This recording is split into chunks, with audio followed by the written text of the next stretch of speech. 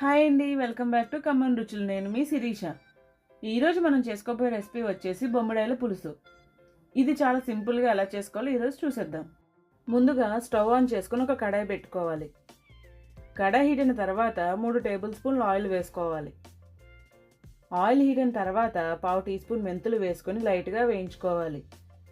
మెంతులు అనేవి లైట్గా వేగితే చాలు, ఎక్కువ వేగితే పులుసు అనేది చేదొచ్చేస్తుంది. ఇప్పుడు ఇందులో 1 కప్పు ఉల్లిపాయ ముక్కలు వేసుకొని లేత బంగారు రంగు వచ్చే వరకు వేయించుకోవాలి. ఉల్లిపాయ ముక్కలు మగ్గిన తర్వాత 5 పచ్చిమిర్చి చీలికలు, 1 కప్పు టమాటా ముక్కలు వేసుకొని బాగా కలుపుకోవాలి. ఇలా కలుపుకున్న తర్వాత టమాటా ముక్కలు మెత్తపడే వరకు మూత పెట్టుకొని మగ్గించుకోవాలి. ఇక్కడ మనం టమాటా ముక్కలకి బదులుగా టమాటా ప్యూరీనైనా వేసుకోవచ్చండి, కానీ ఇలా ముక్కలుగా కట్ చేసి వేసుకుంటేనే అసలైన టేస్ట్. ఇలా టమాటా ముక్కలు మెత్తబడిన తర్వాత 2 టేబుల్ స్పూన్లు అల్లం వెల్లుల్లి పేస్ట్ వేసుకొని పచ్చివాసన పోయే వరకు వేయించుకోవాలి. ఇలా అల్లం వెల్లుల్లి పేస్ట్ పచ్చివాసన పోయిన తర్వాత మీ రుచికి సరిపడంత ఉప్పు, 1/2 టీ స్పూన్ పసుపు, 2 టేబుల్ స్పూన్ల కారం, 1 టేబుల్ స్పూన్ ధనియాల పొడి, 1 టేబుల్ స్పూన్ జీలకర్ర పొడి, 1 టేబుల్ స్పూన్ ఫిష్ మసాలా పొడి వేసుకొని ఈ స్పైసెస్ అన్నీ బాగా కలిసేలా కలుపుకోవాలి.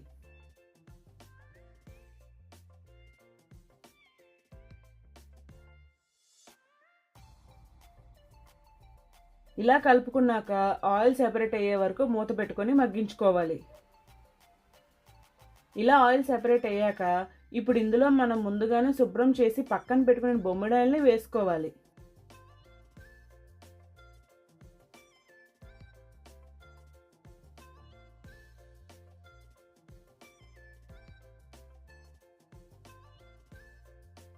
ఇప్పుడు ఈ బొమ్మిడాయిల్ని నిదానంగా తిప్పుకుంటూ మూత పెట్టుకొని వేయించుకోవాలి, లేకపోతే విరిగిపోతాయి.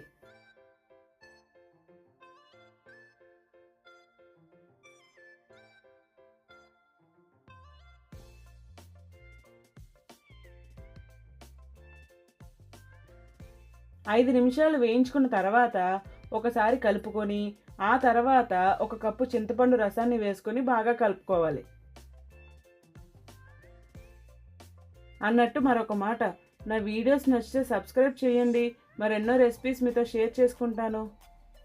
ఇలా కలుపుకున్న తర్వాత మూత పెట్టుకొని మంట అనేది లో ఫ్లేమ్లో పెట్టుకొని బాగా ఉడికించుకోవాలి.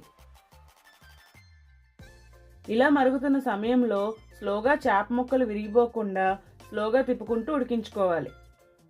ఒకవేళ మీకు పులుపు సరిపడకపోతే ఇప్పుడే యాడ్ చేసుకోండి, లేకపోతే ముక్కలకి పులుపు అనేది పట్టదు. ఇలా 10 నిమిషాలు ఉడికించుకున్న తర్వాత కొత్తిమీరతో గార్నిష్ చేసుకొని స్టవ్ ఆఫ్ చేసుకోవాలి. ఇప్పుడు ఒక సర్వింగ్ బౌల్లోకి సర్వ్ చేసుకోవడమే. అంతేనండి, ఎంతో పుల్లపుల్లగా ఉంటే బొమ్మిడాయిల పులుసు రెడీ. ఇది మీరు ట్రై చేసిన తర్వాత ఎలా వచ్చిందో నాకు కామెంట్ బాక్స్లో కామెంట్ చేయడం మర్చిపోకండి.